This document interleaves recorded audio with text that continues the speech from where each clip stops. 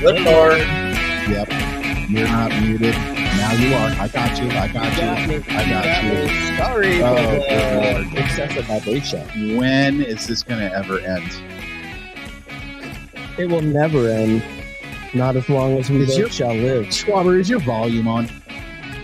It sure is. There you go. You should probably turn that off too. Well, I am not the technical director. We always bust on the technical director, but I'm only as good as the people around. You didn't do your job. You didn't mic check before the show started. Check.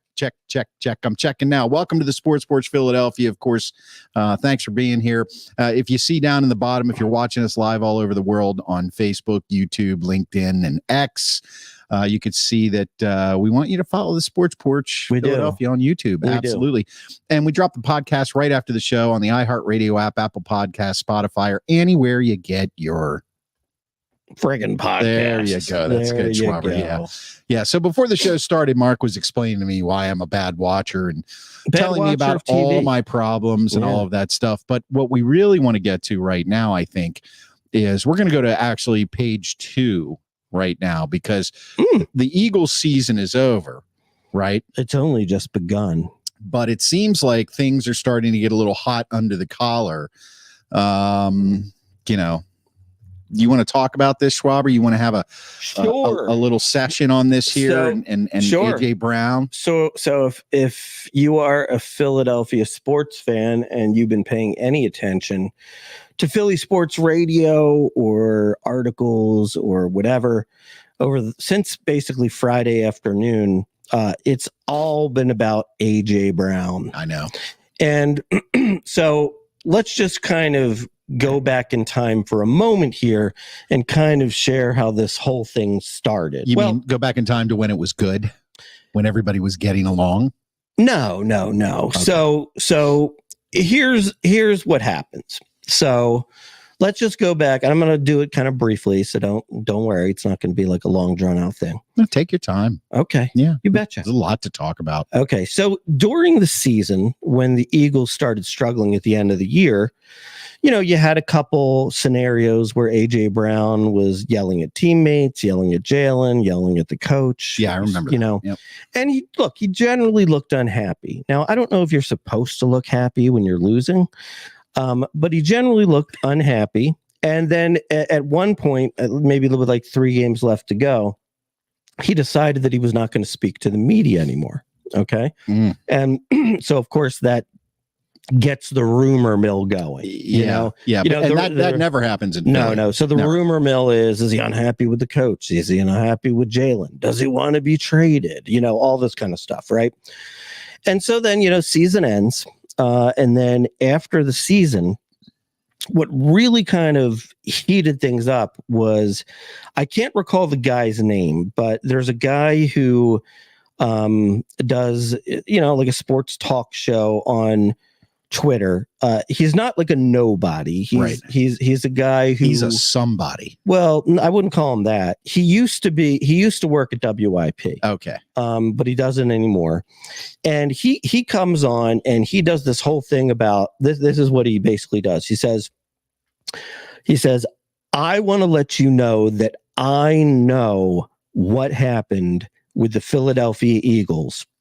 And all I can tell you is that it wouldn't surprise me if a very high-profile Philadelphia Eagle is not on the team to start the next season. Yeah, what kind of prediction is that?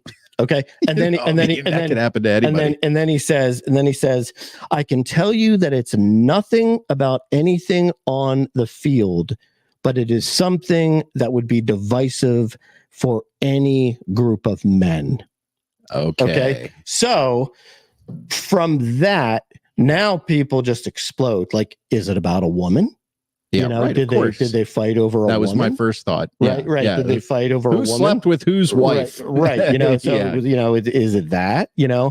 And then so like what happens is, which is kind of interesting, it's really kind of like a story about media as well, is what's interesting is, one guy says something, right? And then it just takes on 100 different forms. Right. So, so of course what happens? Well, the only guy that could, the only one who could be unhappy is, of course, AJ Brown. Right. Because he's the one who screams on the sideline. He's very high profile. And he's a diva wide receiver. Right. Right. Yeah. And, so that's just the way they are. So everybody then assumes, okay, well, it's got to be AJ Brown is the problem. Right. Right. And so then you go from that to, and of course, one side of it is AJ Brown's not talking to anybody. So we don't really even know what he feels or what he thinks or all that. And then you get to things like where, some sports guys on the radio will bring things up such as, well, now that they got Vic Fangio, and we know that Vic Fangio used to be the defensive coordinator of the Broncos, for him to run his system, obviously the Eagles need to upgrade a cornerback.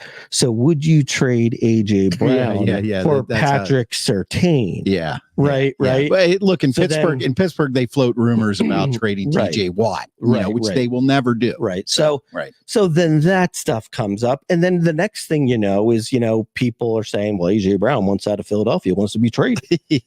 So it's really just kind of crazy. So, but isn't this though so typical?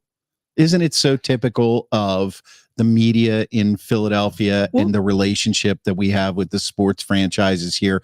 They were 10-1. They had what everybody likes to call a collapse. AJ Brown's mad. He doesn't want to talk to the media, probably because he's just tired of answering questions about why they collapsed.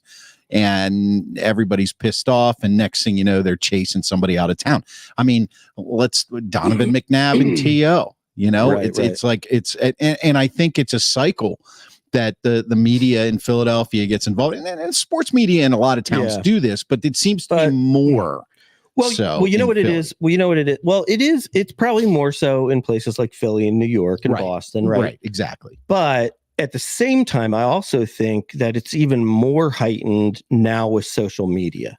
Oh, no doubt. Because now everybody's got a platform. Yeah. And all these people don't have anybody to answer to. Like, it used to be, I remember watching something where, a news reporter wouldn't put a story on air without two good sources. Well, and a lot of the good ones, they still do that. A lot of still abide by that. Still do that. Yeah. But now, it's like the guy that used to work for WIP, who now just works for himself, can say whatever the heck he wants, whenever he wants. Yes. Right.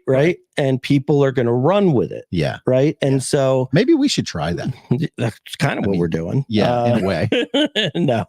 But, so it's so much worse now. I think, and you just don't know what to believe anymore. Well, right. And then, you also have the other side of the coin, which, I would actually put some blame on, not just like, let's say Howie Roseman, but almost every general manager in football who basically leaks to the press the narrative that they want to have out there. Right. Right.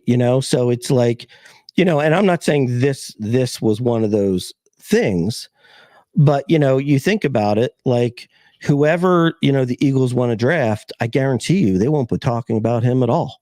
Right. Right. They won't be talking about him at all. They're going to talk to you about how they love this guy from Texas, who's a great offensive lineman, and then they're going to draft a cornerback. Right. You know what I mean? So it's, and I think that kind of stuff also happens too with, trading and, re-signing players. No doubt. And all that kind of stuff. Well, you don't know where the leaks are coming from now. Right. It's impossible to control information. And it's try as any institution, whether it's government or sports, and this sports show, so we'll keep it to sports. But, you want to put a narrative out there, but really what happens is, with social media and everything and all these different outlets, and everybody can say all that stuff, there's a narrative in there that can take on its own life. And next thing you know, so what happens is they do things like that on purpose, because they say we're interested in the guy from Texas, because they have to do that. But that actually makes it harder to follow the team if you're a super fan.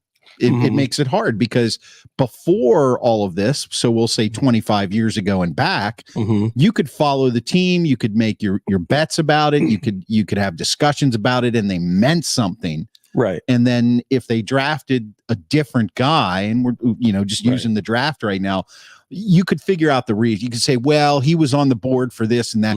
Now, you look at, and again, we have a Pittsburgh show. You look at the Steelers, they floated Malik Willis out there 2 years ago forever and then drafted Kenny Pickett. Right. And it's kind of like, so I think you're absolutely right. It makes it a lot harder to be in the media. Right. And to do it right. It does. But then, the other thing though is, so then what happens when you get these sort of peripheral type reportings is that the mainstream radio then is left with no other choice but to comment on it. Right.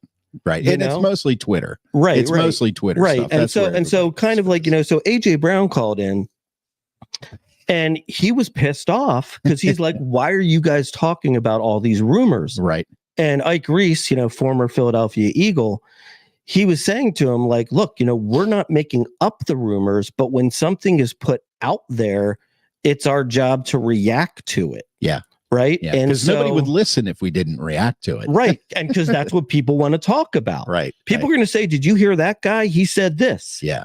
Right. Yeah. So you've got that issue. Now, I must say, though, on that note, I have heard sports broadcasters on your national radio shows and some local stuff. I have heard guys here and there over the years, more than once, maybe 10 times, react to a rumor and say, well, listen, I know that's what everybody's talking about right now, but and we've reached out to the sources that we have, but we haven't been able to confirm with two different sources. Right. So we're just not, we would rather not talk about it. I've heard them take that high road to do that. Yeah. Now, not all the time. Right. Not all the time. Right. And of course, everybody loves a good fight. So, if AJ Brown's upset, well, we want to hear about it. And so kind of the ridiculous things were like, so, you talk about, so what was the general gist of it, right? The general gist of it was AJ basically said, so Ike Reese said, how do you feel as a Philadelphia Eagle here and beyond? And he said, I like it here. I want to be here. And that's it. End of story. Right. So that basically tells you like he doesn't want to leave. He's not requesting a trade. Right. They say, how's your relationship with Jalen? And he basically says, anything that anybody said about Jalen is total BS. Okay. And then he goes on to say, so, and I don't need to talk about my relationship with Jalen. Okay. So this gives you a perfect example of how ridiculous some of this stuff is. Right. So I was listening to WIP this morning and they're breaking down, I swear to God, they're breaking down sentence by sentence that AJ Brown said. Okay. Yeah. And so John DeCamera, who is one of the guys on this was his analysis. He goes, so at first, AJ says anything about me and Jalen is total BS. We're good. Yes. He goes, right. And so he goes, and so that makes me feel a little better. But then he says, but I'm not going to talk about my relationship with Jalen, which leads me to believe maybe it's not all good. Well, you know what I mean? Well, either that or he's just saying, look, I'm just not going to talk about my relationship with another player. That's personal. Right. Right. So that's kind of I kind of agree with your thought on it, but other people don't. Other people think, well, he's giving you a butt, so and there were a lot of things like that I thought were kind of interesting. Like he one of the things he said was, he said, hey, look, when everybody sees me screaming on the sideline, he's like, everybody, their first thought is it's all about targets. I'm upset. I want the ball.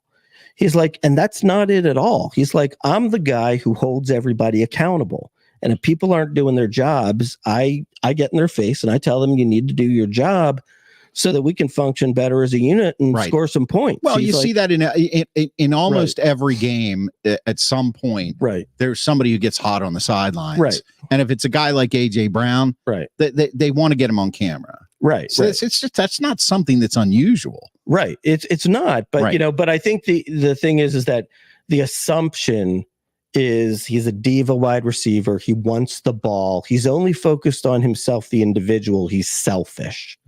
That's the focus. And what AJ said in the interview was, he's like, it's actually the exact opposite of that. He's like, I'm actually trying to help everybody, get together as a team. He's like, there was a play, for example, where Devontae Smith got up slow. He kind of had his knee twisted. Right. And he's like, and I just shrugged my shoulders down like in disgust. And I was shaking my head back and forth like, no. And everybody's sitting there and they're commenting after the game that I'm saying the ball should have went to me. He's like, no. He's like, they call him Smitty. He's like, no. I was like, oh my God, are we going to lose Smitty? This is horrible. Yeah. Yeah. It's not even what's being said. So it was interesting. So I mean, look, it was, it makes for a lot of good radio, but the sad thing kind of it all though is you can tell that this is, this stuff, people talking about AJ, he's a sensitive guy and it's really bothered him. But at the same time, I think we all would also say, hey, it's part of the deal, man. It's part of, you make $75 million. You got to deal with some of this crap. Yeah. I mean, I agree with you there. Like I was saying earlier, this is a classic situation in which it could be something, but it also could be nothing that chases your best wide receiver out of town. Right. Because at what point does a guy like him say, I've had enough of this. I do want out. Just get me out of here. Right. You could. I think that happens a lot more than we realize. Well, yeah. And here's the thing too. I mean, look, it's, and I think what AJ is realizing, because since he'd been on the team, first year, 14-3, almost won the Super Bowl. Second year, started 10-1. He basically has dealt with no negativity until the last quarter of the season last year. Right. And let's face it. I mean, the bottom line is, if you're not playing well, Philadelphia is a very hard place to be. It is. Yeah. It is. Even when you are playing well, sometimes. I mean, seriously, think about it. Like, like if you're playing for the LA Chargers, like nobody even cares. Like when the Eagles or the Steelers or the Giants, play in their stadium in LA, it's like 75% the other team. Right. Like nobody there cares. Or even just like other places, like, think about like if you go play for the Houston Texans, nobody really cares. Yeah. Well, and that's got more to do with the fact that their history is not, I mean, right. They're not one of a team that has an 80-year history. Right. But they don't. Like, it was kind of funny. Like, like obviously not last year, but 2 years ago, the Phillies lost to the Houston Astros in the World Series. Right. Right. And there was a guy on the radio the other day, and he was talking about how he was in Houston and he had to go there for work, and he didn't realize, but he just threw in a bunch of clothes, and most of it was like, Philly stuff. He said, and he spent an entire day walking around with like a Phillies jersey. And he's like, not one single person like gave me crap about it. Yeah. And he's like, that would never happen here in Philadelphia. Well, of course it wouldn't. What I mean? But that's different. That's different. I mean, good for them for being civilized. Yeah, that's what I'm saying. In Houston, I mean, that's a good thing. Nobody gave him crap because Houston won, and it was like, look, if you want to look like an idiot walking around Houston in a Phillies jersey today, go right ahead. Well, no, I mean, I think it's more like here's an example. In Philly, they could lose. In Philly, if you walked around 2 years ago in Philly with a Kansas City jersey on, you'd have gotten mugged. Yeah, exactly. And they won. And Kansas City won. Right, and you should be. Right. You should be.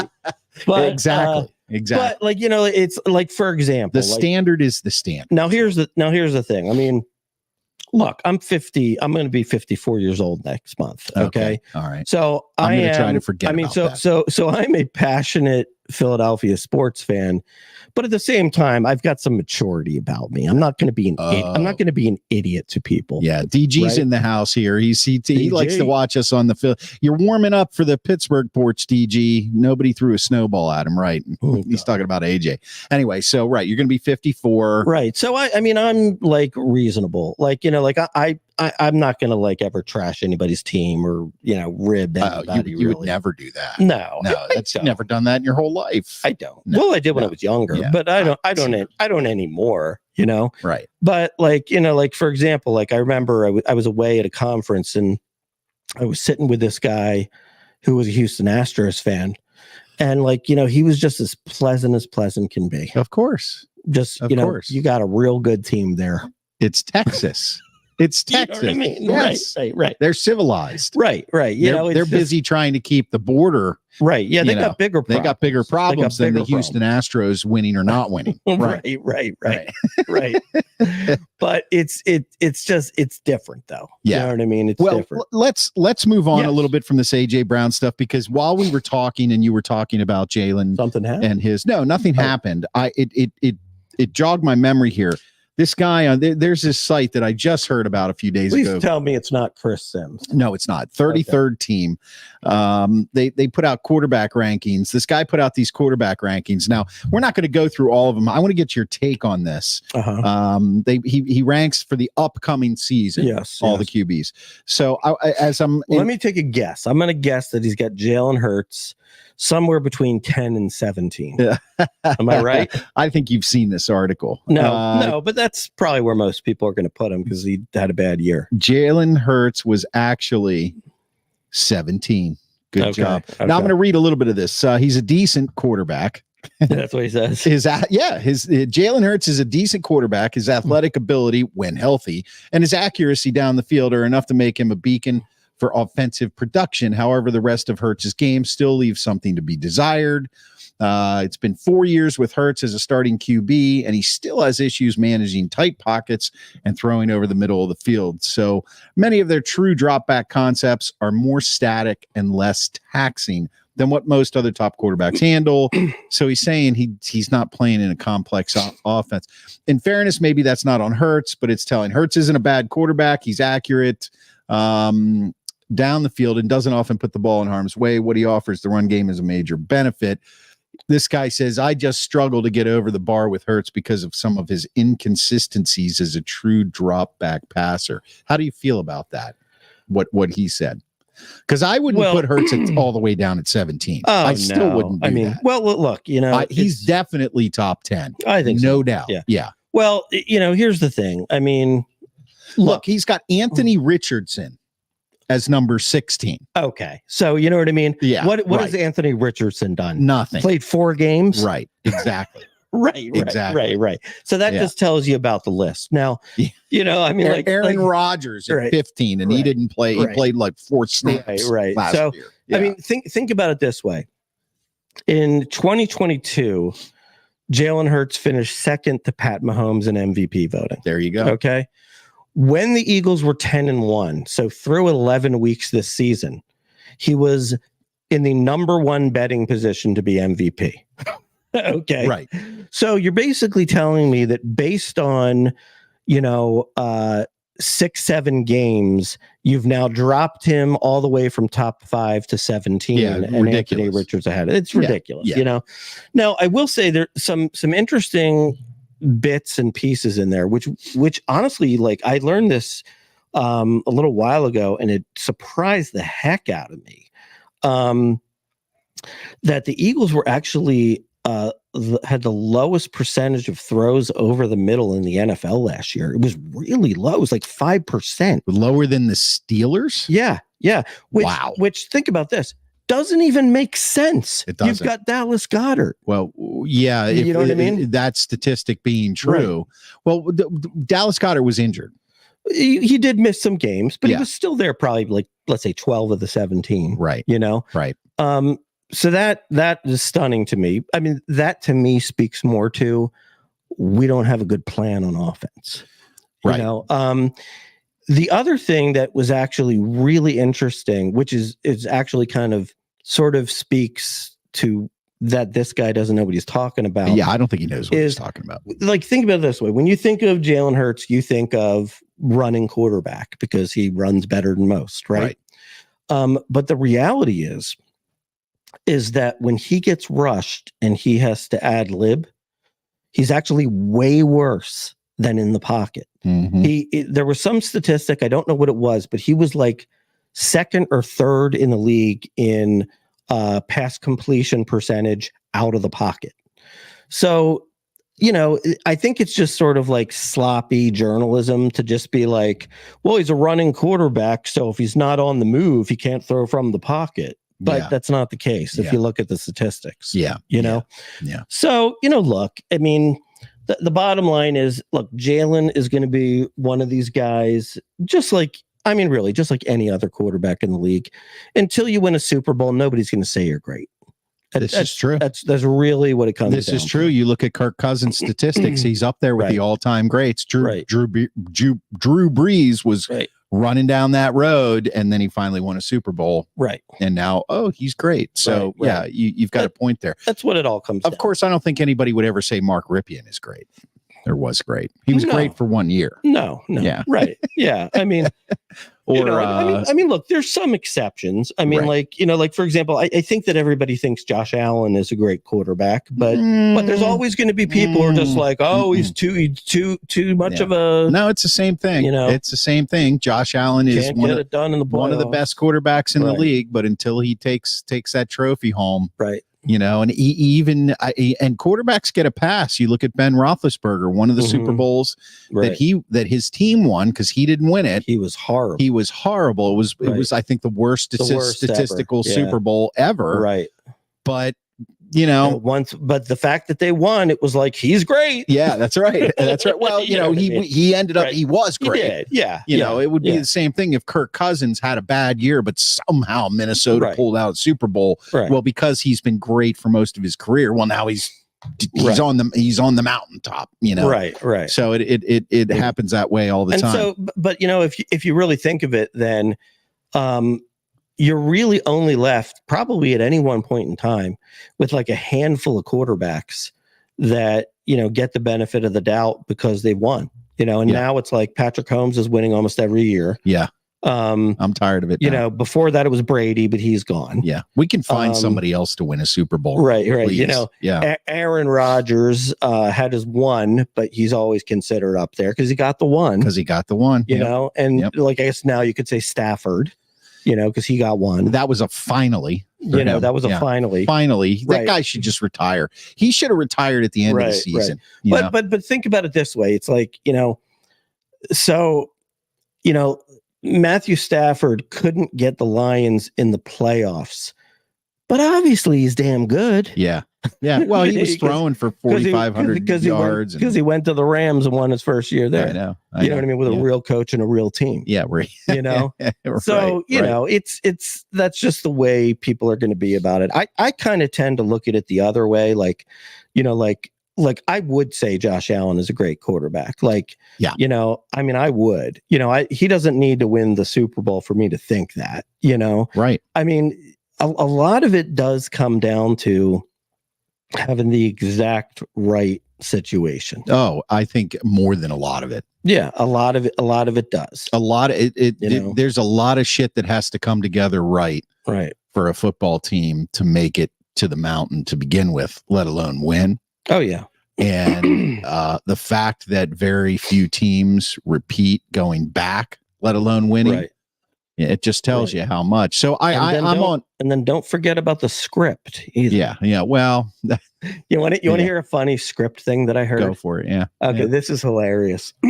This is hilarious. All right. I'm getting ready to laugh. What team do you think led the league in offensive holding calls over the past two seasons? The Chiefs. The Chiefs. Yeah, I knew that already. Okay. So in the past 2 Super Bowls, how many times were they called for offensive holding? well, because you're asking me this question, I'm guessing maybe twice. 0. Really? That's fantastic. So basically, the whole year, yeah, they're holding everybody all the time. Yeah, every time. And then in the Super Bowl, they pull it together. Right. That's right. Like I saw one, like, Brian Baldinger. Yeah, he did a snapshot of some of these, and what's his name? Who's the left tackle for the Chiefs? I don't even know who it is. Yeah, but let's just say he's guarding. I think it was like Joey Bosa was rushing the quarterback. Right. Okay, and he just absolutely tackled him, pulled him down back from the back, and like it was no holding. Yeah. And it was in the fourth quarter. Right. When Kansas City was making their comeback. Yep. And the result of that play was like a 20-yard pass to Travis Kelce. Yeah. Like when it certainly could have been pretty easily minus 10 yards. Yeah. Well, the interesting thing about this, and if you're a conspiracy theorist like me, now I'm more of a, CIA type of guy. Like I don't like the conspiracy theories in sports and all that. But when you see a play like that, where it's kind of like the whole world can see it. Right. And then you look at some of the holding calls that are called, and not only you as the viewer, but the broadcasters are saying, doesn't really look like holding to me. It's like, okay, if you can see that, why can't you see, the mugging that took place 4 plays earlier? Right. I don't know, got to get Patrick Mahomes on path to Brady. Speaking of which, I am watching the Dynasty on Apple TV. It's about, is it about the Chiefs? It's about the Pats. Patriots. It's very interesting. Yeah, there's a lot of things in that that we would have never known. Yeah, and now give us one. Give us one snippet. I can't remember. I just brought it up. It's off the top of my head. So it's really been impactful. Yeah, it's. I know. I should plan this out. It's really spurring conversation. A little better than I do. No, it's just they showed Tom. They talk about when Robert Kraft bought the team, and how it was just desperation for years for these fans. Yeah. And then Drew Bledsoe was going to be the savior, and Parcells came in, and they did go to a Super Bowl, but they lost, and then it was the whole, and they showed the hit that the Jets put on Bledsoe, where he almost died, like literally. Really? Yeah, that was one thing I didn't realize. Like he was in the hospital, he had internal bleeding in his chest and his lungs, and like if he hadn't have gotten. What happened is on the field, the medical attention they gave him on the field saved his life. Yeah. Yeah. The doctor that treated him, they interviewed him, and he said, if it would have been 15 minutes, if he would have gotten stuck in traffic, this kind of injury leads to death. It's like, wow. Yeah. So, but then Bledsoe going through that whole thing, but that's a whole other thing. All right. So enough of the Eagles. Let's move back to page 1. Page 1 is the Sixers, and I asked a question in the description of our show. Are the Sixers going to even be able to squeak into the playoffs without Joel? I hope so. I mean, they're 5th. They're 5th right now. They're 5th, but they're like maybe 2 games away from being like in the play-in round. Right. So what's it's tough. I mean, they're a one-dimensional team still. That we've talked about this in the past. The last couple years, you've got the Celtics have been on, or the Bucks. You got 2 stars. Sure. So the Sixers obviously they had Embiid, and Harden was just a nothing. Even though, I feel like Maxey is a star now because he made the All-Star team. And in all honesty, the couple games that they've won since Embiid's gotten hurt has been there's some is he announcing? No, I don't know. We're watching ESPN on in the studio television there. They're highlighting Jason Kelsey here. I'm not sure if he's saying that he's. They had a thing that said replacing Kelsey. Yeah. So we'll keep an eye on the headlines as they come. Okay. Let's get back to the Sixers real quick. Okay. Well, I'm going to tell you instantaneously here. Okay, you do that if we know something. Right. Jalen Hurts 39% completion under pressure. Yeah, I don't know. So now I've got to fill all this dead air. I'm not seeing anything. Okay. So all right. So they're probably just talking. You know what they're doing? They're trying to take all the attention off of us and put it on them. Yeah. Which is classic for ESPN. Okay. So Sixers, the couple games that they've won without Joel Embiid have been games where Maxi's gone off. Right. So he's carried them to a couple wins. Right. But they just don't have enough. The crazy thing about basketball is the one sport where, it's 48 minutes and the best players in the league play 40 and there's only 5 spots on the floor. Right. So if you've got 2 superstars or maybe even 3 superstars, you're going to win more. You're going to win a lot more. Now, when you go from 2 to 1, and also remember, our 1 is like number 1 or 2 or 3 in the whole league. Right. Right. When you lose that 1, you're in trouble. Yeah. And one thing I will say I'm very disappointed in is, like your son Cash, he's hated Tobias Harris for his life. And I've always been more of a Tobias Harris supporter. I've always felt like he's, my God, is he not stepping up at all? There you go. Oh my God. Cash is king. Oh my God. It's disgusting. Yeah. What we're watching. And, but look, I mean, the way I sort of look at the Sixers here is let's just get Joel Embiid back. Hopefully we're still in range, like within the last 5 games of the year. Let's have him play 5 games, get his conditioning, and let's lace him up and see what happens. Yeah. Because to be honest, I'm getting worried. Well, yeah, you should be worried. Yeah. Although, if you really think about it, though, like, think about this. Like, wouldn't it be funny? Wouldn't it be just hilarious if what happens is the Sixers have to get in the play-in round? Okay. Right. They get in the play-in round, and wouldn't it be something if they have to go 8 seed against the 1 Celtic seed? Yeah. Okay. And they actually beat Boston because it's a shorter series. Right. Yeah. And they only have to win. They only have to win 3 games. Yeah. There could be an advantage to that. Right. Or like maybe that's the strategy. Yeah. Like you steal 1 on the road and then you have 2 at home. Yeah. Yeah. You know what I mean? Yeah. So who knows? Stranger things have happened. Right. Who knows? Stranger things have happened. Yeah. I mean, look, you can't sit here right now and say that you've got hopes for the season because, depending on what happens, like, for example, if, I believe the play-in round is seeds, 7 through 10, I believe. Yes. So, if you're sitting at like the 12 seed with a week left in the season, they might just say, you know what, just heal. And we'll get them next year. Yeah, you know what I mean? I would. Yeah, you don't want to take a chance. Yeah, on making an injury to a guy like him worse. Yeah, I'm thinking that he's only coming back to play if they're like, I'm going to say like top 8. Yeah, something like that. If they're like able to go from play-in status to you're automatically in, like the 6th seed, or if they're at the 6th seed. Right. Well, we'll have to see. So He's still out. He's still out. Let's go to page 3, the Flyers. What's happening there, Schwaber? Tell us why the Flyers are so much better than the Penguins this year. Well, they just lost to the Penguins yesterday. I know. 76. Yeah, well, I have to tell you, that game was pretty frustrating. That was Sidney Crosby doing it again.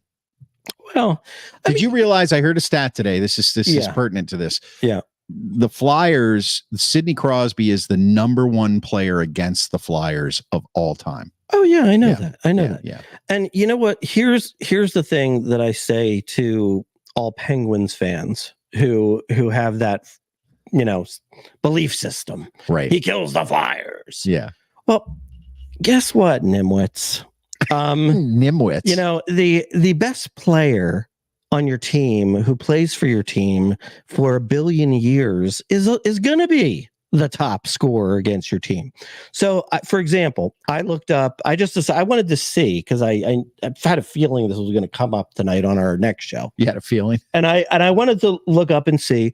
Okay, well, who's the number one, scorer against the Penguins' lifetime? Yeah. Okay. Yeah. And it wasn't a Flyer number one, but it was pretty darn close. Yeah. Okay. Yeah. So number one, Wayne Gretzky. Yeah. All right. Yeah. Makes sense. Makes sense. Right. Number two, Mark Messier. Yeah. Makes sense. Right. Number three, Bobby Clark. Yeah. We're going way back for that one. We're going way back for that one. What's it matter if it was 10 years ago or 1 year ago? True. You know, the bottom line is, you play each other a lot. Right. You know, somebody's going to be the top scorer. Like, to be honest, like when I watch Flyers Nimwits, when I watch when I watch DG, Flyers, that's a new word for me too. When I watch Flyers Penguins games, I don't even think about Crosby. I basically just assume he's going to score a goal. Right. Okay. And and that's like, okay, let's try to keep everybody else in check. You know what I mean? Yeah. That's basically how I look at it. Well, you kind of you go that way with any rivalry in sports. Right. That where the team has a star player, you're like, okay, he's going to get his. Can we shut everybody else down? And then maybe we have a shot to win. Right. Yeah. It's like, to me, it's not really like a big deal. Yeah. Yeah. But we're getting late in the season here, and the Flyers are still in a playoff spot. Well, they're still in a playoff spot. However, there's a lot to be determined as far as whether or not they're going to make it. Because they are in a playoff spot, but I believe to be out of a playoff spot, they only have like a 5-point advantage on it. So that basically, in hockey terms, that means a 2.5 game lead. Right. And there's probably like 25 games to go or something. Yeah. So that's a lot of games. And there's a few factors right now. So when you don't have a really, really deep team. I mean, it's fairly deep skill wise, but it's also very young, very youthful. Yeah. So when you're in a situation like that and your best player is hurt, that's a problem. So Travis Konechny was out this weekend against the Rangers and the Penguins, and they missed his scoring. Yeah. Now it's not supposed to be a major injury. I think he's going to be back tomorrow night, so that's good. But they've encountered some other injuries. This Jamie Drysdale, former number one pick, who has been leading our power play on the blue line. Mm-hmm. Who's a really good young skater. He got leveled against the Penguins yesterday, and it looks like he might have done something to his shoulder, which he had previously injured. Okay, so he may be out. Right, and then you've got the scenario of what to do. You got the trade line coming up in 2 weeks. Okay. And the question is, and you could really go either way with this. The question is, are you striving to make, now obviously the ideal answer is do both. Okay. But are you striving to make the playoffs, or are you planning for a sustained level of success in the future? Because here would be the thought in terms of making the playoffs. And the question is, do you trade away some of your quality players, which is number one, going to open up cap space. Right. And number two, you're going to get some potential first round picks back. Right. Okay. Right. So it's building for the future is the idea. Right. So eventually you're stacked. Right. Right. So the question is it better for some of these good young players to get playoff experience, or is it better to plan for the future instead of just kind of standing pat? Like, really the question is like, is it better? I'm still trying to figure out what the question is, Mark. Well, yeah. I mean, look, it's like, for example, if they trade Scott Loughton, okay, they believe they can get a first round pick for him. The center market is very thin. and he's a solid, gritty player who's a former first-round pick. And in the last 2 years, he leads the league in shorthanded points. Yeah, so he's very good. So, right. So they think they can get a first for him. And we also have 2 young defensemen, Nick Seeler and Sean Walker, who are both really highly regarded and also are believed to potentially bring a first-round pick. So the question is, it's like, do you want to make the playoffs, or do you want to have 3 number 1 picks next year? Well, and number 1 picks don't necessarily play in the NHL right away. That's the one thing that's a little problematic is they take longer. Yeah. They do take longer, but I would also say you probably have a better chance of hitting on a first-round pick in hockey than probably any other sport. Yeah, I agree with you. Yeah, I don't know. So it's hard to say. You know, there's also the chemistry thing, which you never know what's going to happen.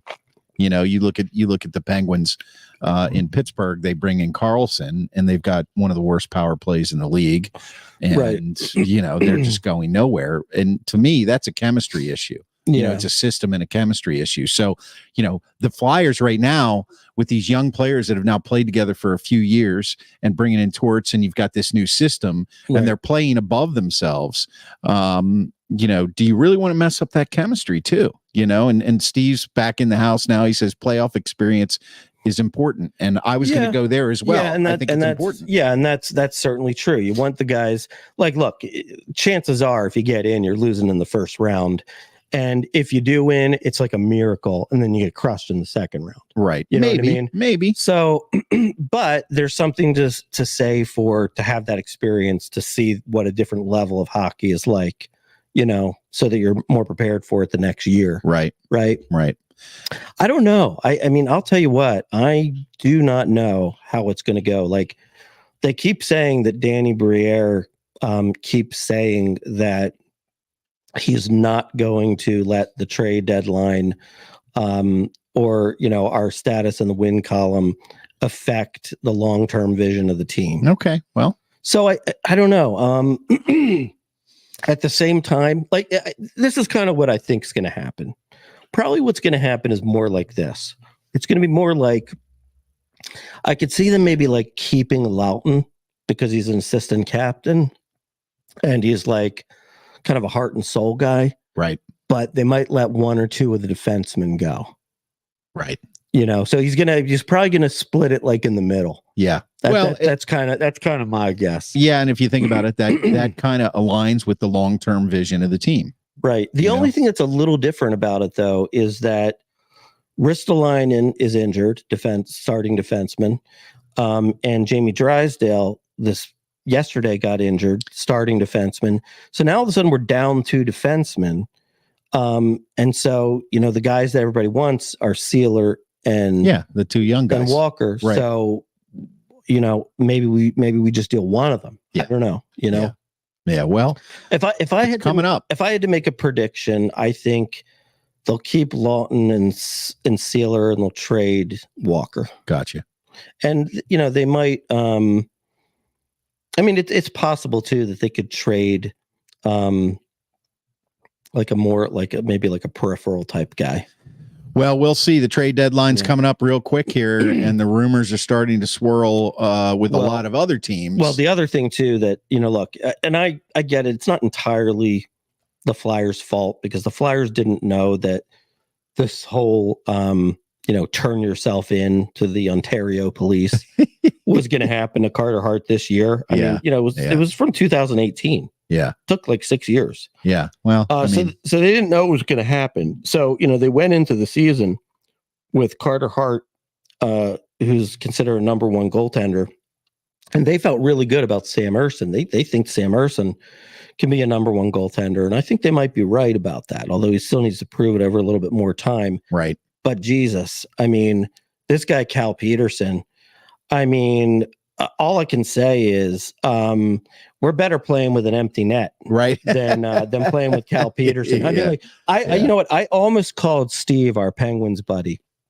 I almost called him before the game because, you know, Steve's been talking all year about like, oh my God, like the Penguins cannot score. Like Sidney Crosby's the only person who can score on that team. And I almost called Steve, and I was going to be like, Steve, guess what? Today, they're going to score a lot of goals. Yeah, right. And they did. Oh my God. Yeah, they did. I mean, like, and I will certainly say maybe 3 or 4 of the Penguins goals are some really nice shots, but oh my God, that he let in some garbage goals. Yeah. Oh my God. Yeah. I mean, they were so bad. Yeah. So bad. Yeah. Well, it's just good that he doesn't play every game. All right. Page 4. And I want to remind you to follow the Sports Philadelphia, the podcast, which we drop right after the show on the iHeartRadio app, Apple Podcasts, Spotify, or anywhere you get your friggin' podcasts, and the YouTube channel. Follow Sports Philadelphia on YouTube. Really easy to find.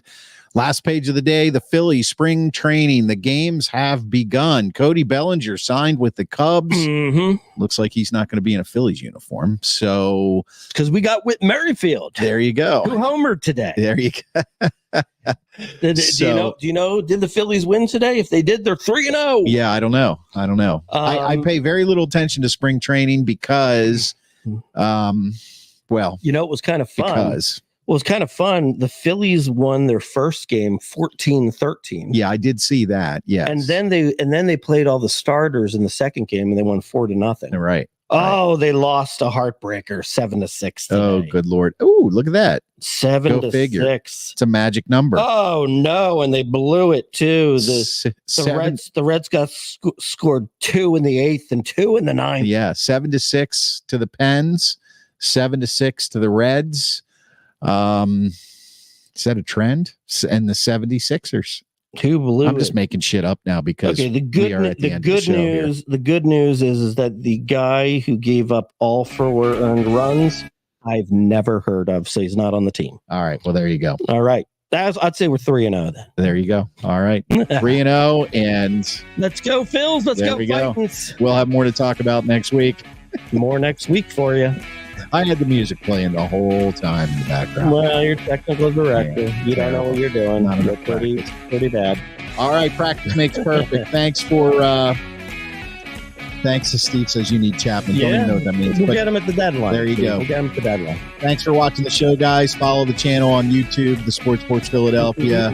Obviously, we drop the podcast right after the show. And that's it. I am your technical director, and I am out. The technical director.